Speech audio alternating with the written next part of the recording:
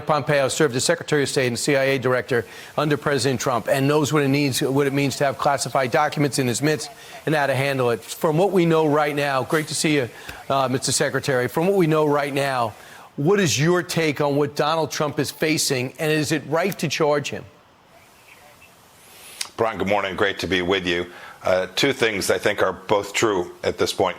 First, if the allegations are true, and there's lots of indications that they are, President Trump had classified documents where he shouldn't have had them, and then when given the opportunity to return them, he chose not to do that for whatever reason. That's just, Brian, you talked about me having classified documents. I handled thousands and thousands of them over my time in Congress and then as a CIA Director and Secretary of State.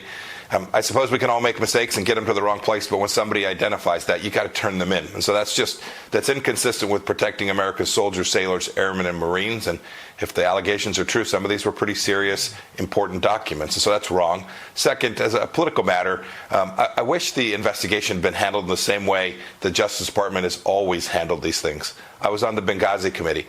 We didn't raise Hillary Clinton's home. We didn't indict her. We fixed the problem set. We protected America. And in this case, the Justice Department has chosen to indict someone who's running for president, who's a former president. And it's going to create enormous distrust in our most central institutions. And Brian and I, you and I both know how important having trust and faith and confidence of the neutrality and apolitical nature of a Justice Department is, and these folks have just screwed that up. Right, and you have a guy that's leading the race right now to get the GOP nomination and is beating Joe Biden in almost every poll head-to-head, and next thing you know, he's under arrest. How does that appear? Even though everything you said is correct, how does that appear? And did he go out for Hillary Clinton once he got the job in the White House? No, he didn't. Meanwhile, I want to bring you to something else. John Kirby was asked a simple question. Was the Wall Street Journal report true? Is it true they were building a spy bureau in Cuba, 90 miles off our coast? Listen to him explain himself. We were as forthcoming as we should have been, given the nature of this information. Sadly, not everybody seems to take it as seriously as we do, because clearly there's a source or sources out there that think it's somehow beneficial to put this kind of information into the public stream. So listen, it's true. He knew it's true. He said the report was wrong. Then he admitted it was right. That is not how you handle things. Brian, I was in the middle of this for a long time. The answer when you can't disclose something because you have to protect a source or some information is, I don't have any comment. And that's what and he knows how to do that. And He's done that thousands of times as well. Instead, he chose to mislead.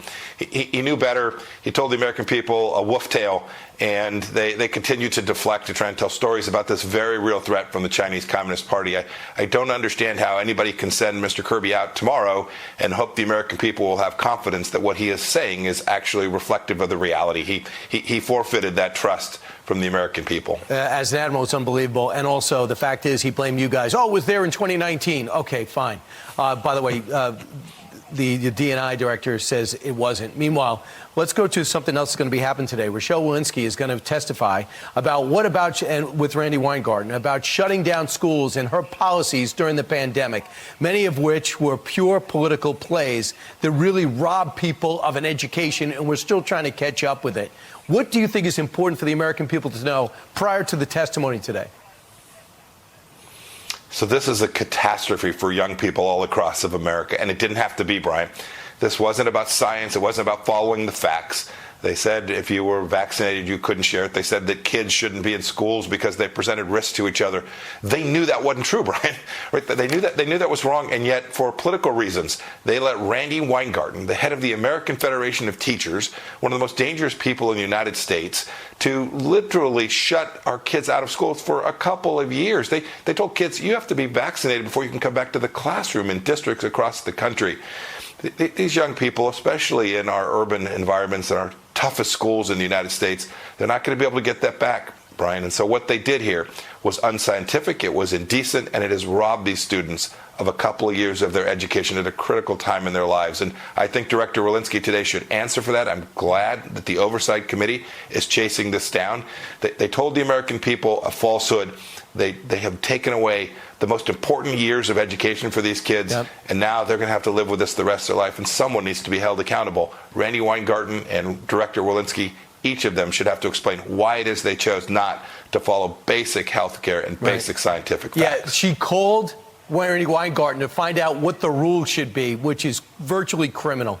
Unbelievable. Always great to talk to you, Mr. Secretary. Mike Pompeo. Thank you, Brian. Have a good day. All right.